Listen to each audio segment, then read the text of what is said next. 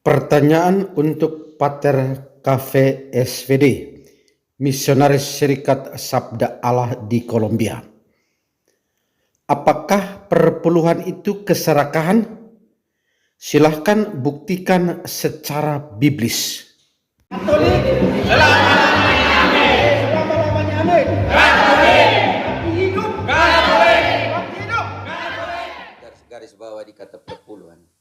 Ingat bahwa sangat berhubungan dengan agama yang murni dan imakulata. Okay. Itu sangat penting. Agama yang murni dan imakulata itu seperti apa? Oke. Jangan engkau curi hak mereka supaya agamamu tetap imakulata dan murni. Mau tahu teman-teman apa itu agama yang murni dan imakulata, Lili? Ibadah diganti dengan agama. Yakobus 1 ayat 27. Kita lihat dulu, dan siapa yang mempunyai hak terhadap persepuluhan itu kan? Yakobus 1:27. Yakobus 1:27. Agama yang murni dan yang tak bercela di hadapan Allah Bapa kita ialah mengunjungi yatim piatu dan janda-janda dalam kesusahan mereka dan menjaga supaya dirinya sendiri tidak dicemarkan oleh dunia. Ada situ pergumulan batin di situ dari Protestantisme. Mereka mau supaya dirinya tidak dicemarkan oleh dunia, kayak. Tetapi ada persoalan di sini. Mereka lupa bagian pertama. Agama yang murni adalah jangan kau lupakan janda dan anak yatim piatu. Sekarang kenapa Yakobus menggarisbawahi anak yatim piatu dan janda? Karena mereka kayak yang mempunyai hak persepuluhan. Ulangan 26:12-13. Apabila dalam tahun yang ketiga, tahun persembahan persepuluhan, engkau sudah selesai mengambil. Tahan dulu. Kayak persepuluhan itu dibayar pada tahun yang ketiga. Bukan dalam bentuk uang. Nanti kita lihat sedikit dari hasil tanah. Kayak.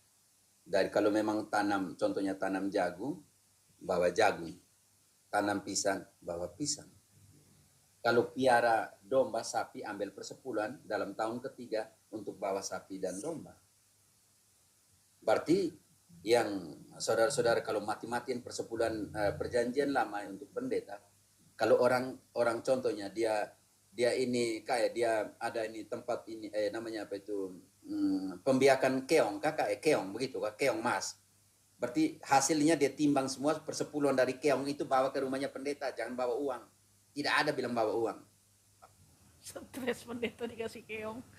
Iya, contoh kita pakai contoh atau kita langsung contoh seperti itu.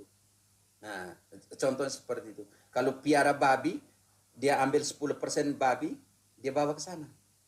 Jadi hidup-hidup ya kak ya, hidup-hidup. Jangan mati, jangan bunuh karena di situ harus bahkan rumahnya pendeta penuh dengan babi karena berapa jemaat di situ yang piara babi. Contohnya seperti itu. Contoh kecil ya teman-teman. Karena itu dalam tahun yang ketiga, tahun persepuluhan, sudah ada praktik korup kayak. Ada di situ ada praktik korup sudah dari zaman Abraham kayak. Makanya Allah bilang tidak bisa kasih uang. Kasih apa yang kamu tanam, apa yang kamu pelihara. Ambil di situ. Contohnya orang jauh ya teman-teman, yang contohnya jauh lah di Bethlehem, di Nazaret, jauh untuk ke Yerusalem. Mereka bisa jual di sana kayak uangnya ketika mereka masuk bait suci, bait Allah di Yerusalem, mereka beli dengan uang yang mereka jual, mereka harus beli kembali binatang yang mereka jual, tapi karena takut pikulnya terlalu lama dari Nazaret, dari semua itu Bethlehem, jadi di Yerusalem mereka beli lagi kayak dengan uang yang mereka jual di sana untuk persepuluhan. Oke teman-teman, jadi dalam tahun ketiga satu pendeta pun berani mengatakan bahwa persepuluhan dengan uang, saya mau lihat dia buka di sini. Dia bilang persepuluhan itu biblis dalam konteks perjanjian baru, saya mau lihat dia muka di sini. Persepuluhan itu milik pendeta, saya mau lihat dia punya muka di sini. Di sini. Oke, dalam tahun yang ketiga, Lili.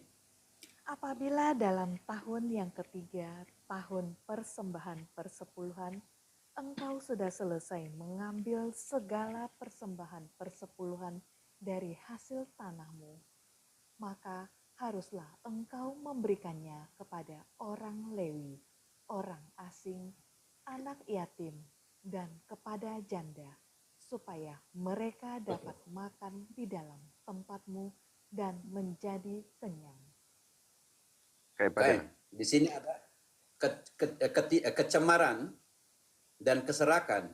Engkau mencemari bait Allah. Kenapa? Karena engkau mencuri, bukan hakmu. Karena itu hak persepuluhan itu diberikan kepada orang Lewi, imam Lewi. Dan imam mengambil 1% atau 0, berapa persen diberikan kepada Kohen, keturunan Harun, imam. Jadi itu saya tidak mau sistem persepuluhan di sini masuk. Tetapi dia bilang untuk orang Lewi, untuk orang asing, untuk orang ya anak yatim piatu, dan untuk janda. Karena itu keserakan itu ada di sini kayak mengambil yang bukan hakmu. Kalau kayak bilang tadi, apakah persepuluhan juga menjadi penyembahan berhala? Karena dia sudah masuk ke dalam keserakan kayak mengambil sesuatu yang bukan hakmu. Bukan lagi agama yang murni dan imakulata. Karena agama yang murni dan imakulata, perhatikan hak janda dan anak yatim piatu. Karena itu, sampai kepada keserakan, karena persepuluhan itu bukan dalam uang. Kayak. Ketika engkau mengambil sesuatu yang tidak tertulis dalam kitab suci seperti ini, hasil panen, hasil ternak, maka engkau sudah menggantikan apa yang Tuhan bilang. Berarti kenapa? Karena ego dan keserakahanmu. Ayat tadi 12, 13. Nona. Dan haruslah engkau berkata di hadapan Tuhan Allahmu, telah kupindahkan persembahan kudus itu dari rumahku, juga telah kuberikan kepada orang Lewi, kepada orang asing, anak yatim, dan kepada janda, tepat seperti perintah yang telah kau berikan kepadaku. Tidak kulangkahi atau kulupakan sesuatu dari perintahmu itu.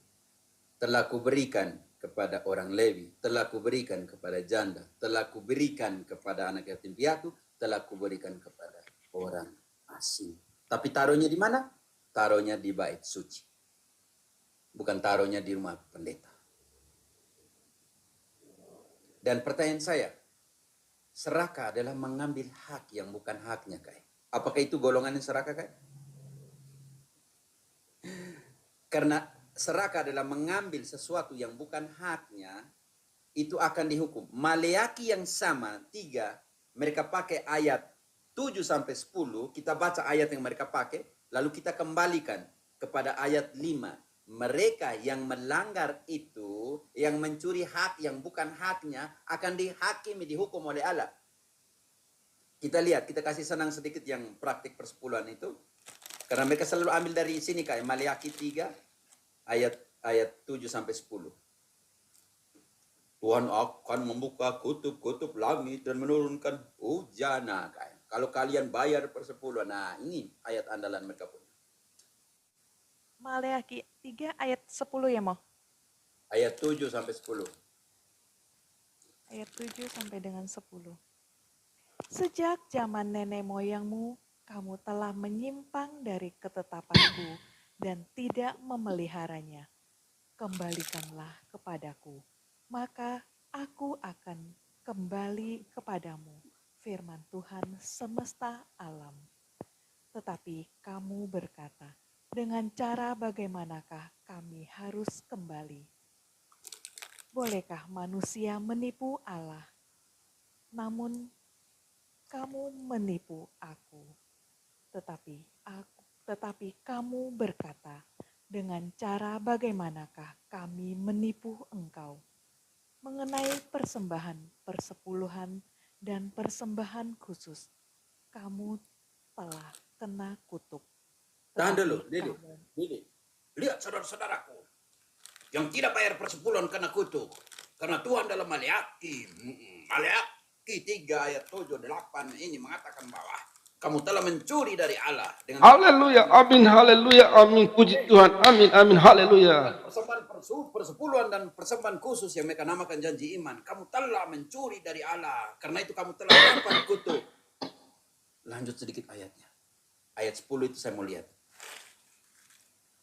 Bawalah seluruh persembahan persepuluhan itu ke dalam kemah perbendaharaan, supaya ada persediaan makanan di rumahku, dan Tahan. ujilah aku. Tahan.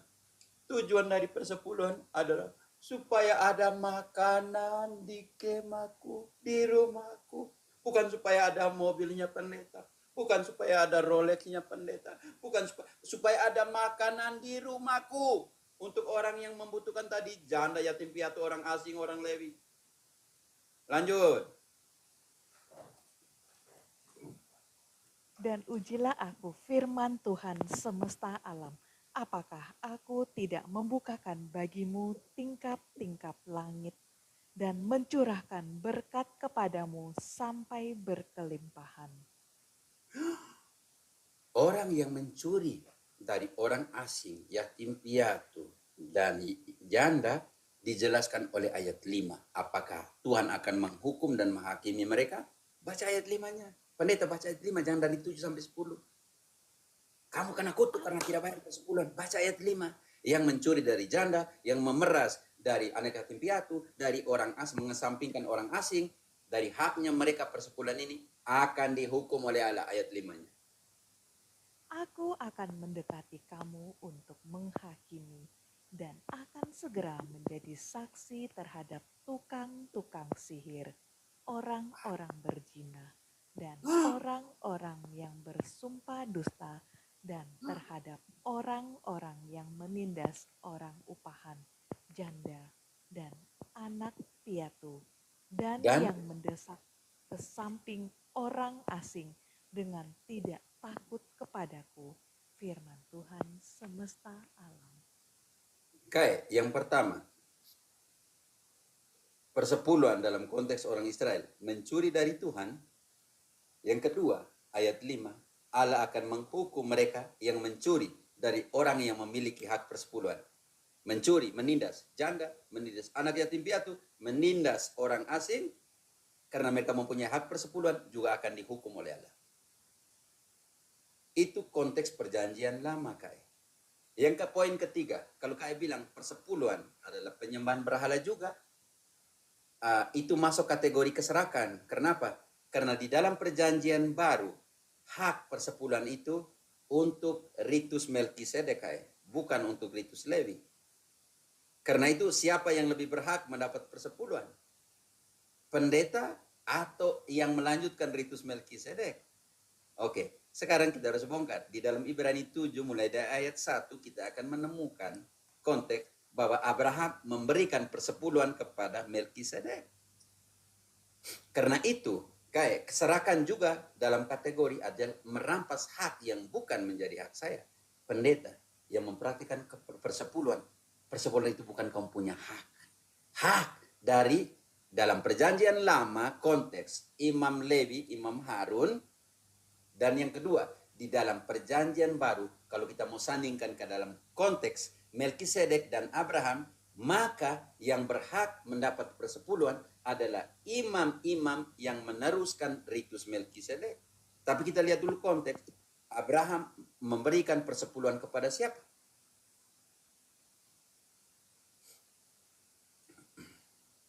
Ibrani 7 ayat 1. Sebab Melkisedek adalah Raja Salem dan Imam Allah yang Maha Tinggi.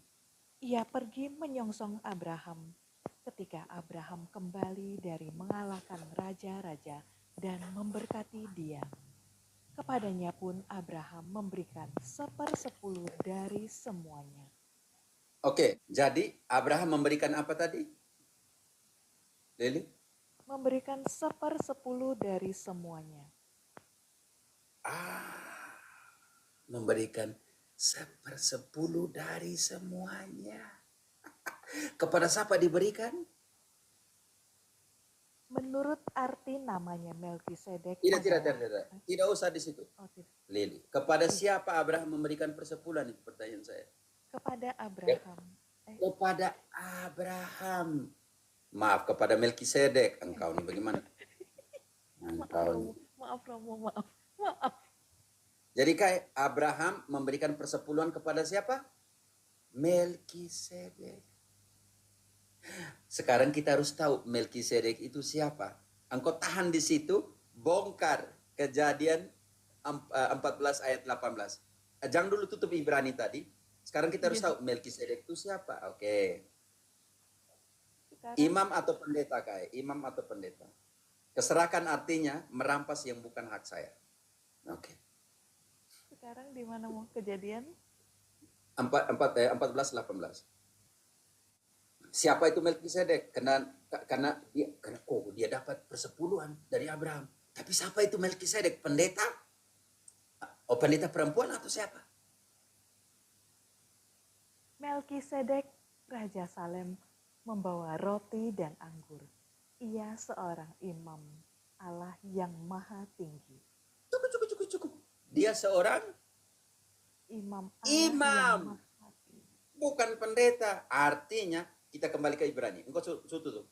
Oke, baca kembali ayat 1. Jadi kita harus tahu Melkisedek itu siapa dan Abraham memberikan kepada siapa. Oke. Sebab Melkisedek adalah Raja Salem dan Imam Allah yang maha tinggi. Lanjut. Ia Dia pergi, menerima apa? ia pergi menyongsong Abraham ketika Abraham kembali dari mengalahkan raja-raja dan memberkati dia. Lalu apa yang dibuat oleh Abraham? Kepadanya pun Abraham memberikan 1/10 dari semuanya. Oke, tahan dulu. Abraham memberikan ke Melkisedek yang adalah imam dari Allah yang maha tinggi 1/10 dari kepunyaannya. Yang itu yang pertama. Sekarang kita harus tahu, loncat ke ayat 11. Apakah ada imamat menurut Ritus Melkisedek di dalam perjanjian baru? Ayat 11-12-nya, Nona. Karena itu, andai kata oleh imamat Lewi telah tercapai kesempurnaan. Sebab karena imamat itu umat Israel telah menerima Taurat. Apakah sebabnya masih perlu seorang lain ditetapkan menjadi imam besar menurut peraturan Melkisedek dan yang tentang dia tidak dikatakan menurut peraturan Harun? Lanjut. Perubahan Sebab imamat, perubahan dikatakan, hukum Taurat.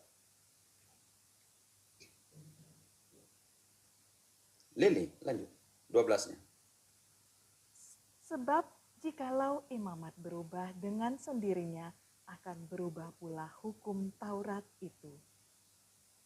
Persepuluhan bukan lagi kepada Harun, melainkan kepada Ritus kayak Melkisedek. Ayat 21. Dan engkau adalah imam sampai kapan?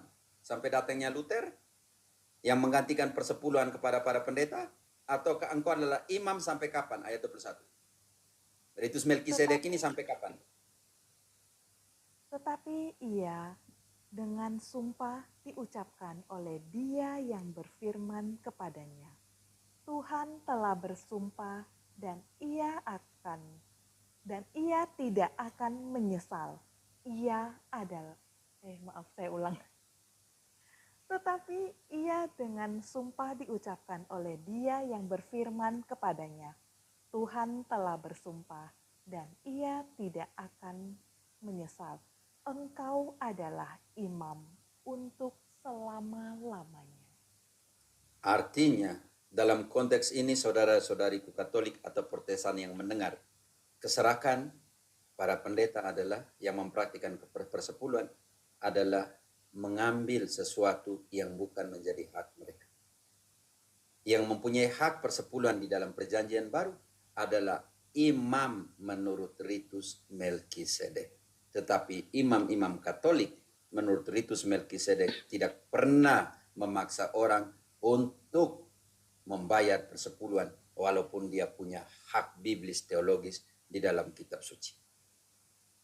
Sekarang pertanyaan saya untuk Protestan yang selalu atau ex-Protestan yang selalu bayar persepuluhan kepada para pendeta, pertanyaan saya, kamu juga telah terlibat dalam keserakahan karena kamu memberikan kepada orang yang bukan mempunyai hak persepuluhan. Dan para pendeta, kalau pertanyaan kaya, persepuluhan itu juga adalah penyembahan berhala. Di dalam hal ini adalah keserakahan karena para pendeta memakan, mengambil dan mencuri hak yang bukan mereka punya. Begitu kaya? Kalau dalam konteks kesimpulan seperti itu, karena dalam pengertian keserakahan. Serakah artinya saya buat sesuatu, ambil sesuatu yang bukan menjadi hak saya. Itu juga kategori serakah. Katolik!